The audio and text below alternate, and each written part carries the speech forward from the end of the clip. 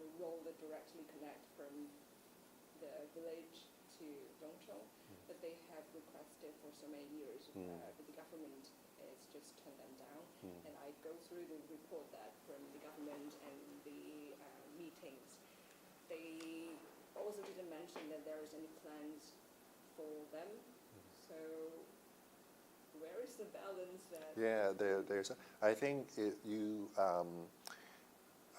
I've also, as part of the public consultation of the Lantau development, I myself have participated in various public forums.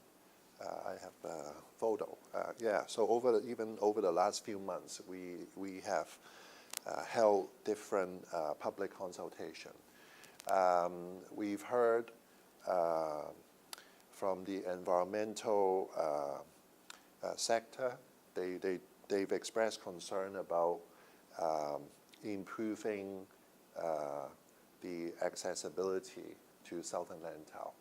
So it's finding that balance. What we're proposing is to, as I mentioned earlier on, make it safer and make it less inconvenient for Hong Kong people to access Southern Lantau, but without giving due regards to the concerns expressed by the environmentalists. I think that's the balance we're trying to strike. Because most of the villagers living there are, reaching their 80s or 90s, and some of the time that they might need medical assistance, but due to the inaccessibility of the area, so they probably will have the medical assistance like in 2 hours. So it is kind of like developing the surrounding without developing their area and make their life at risk.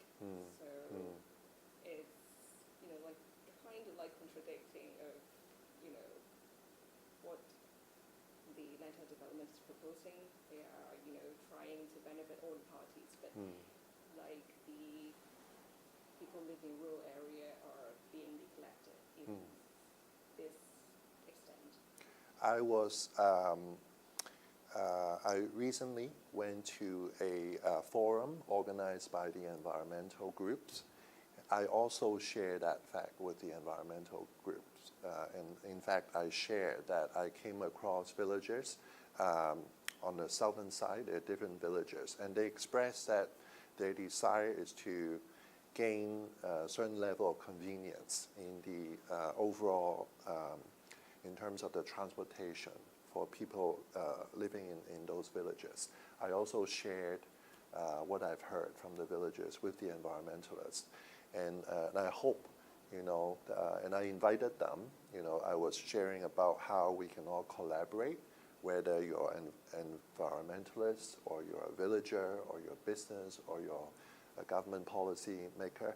How can we together solve this problem? Because this problem is well noted that the villages are getting smaller in terms of community and aging population, and they need attention in terms of whether it's basic medical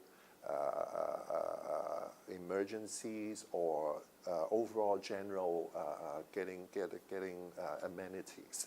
So I share that with the environmental groups, and I would invite you to also share this with them. And what we want to do is come up with a solution that will meet the needs of the villagers and also balance the concerns of the environmentalists. So I invite you to also, share this fact with the different very vocal green groups and see if we can all collaborate to tackle some of these core issues. As you mentioned earlier about the environmental issues, what do you think about the environmental preservation and the Lantau development? Are they mutually exclusive, or you think we can somehow work it out in a certain extent? I think the term development, it applies to economic as well as social. as well as environmental. I've been to some of the areas on the southern part of Lantau. As I mentioned earlier on, the economic and housing development focuses on the northern part of Lantau. Lantau is very big. But on the southern side, which I've been, I think the different areas, they do have their certain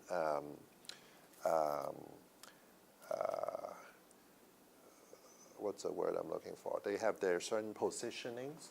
For example, some are more for leisure activities. Some are for camping.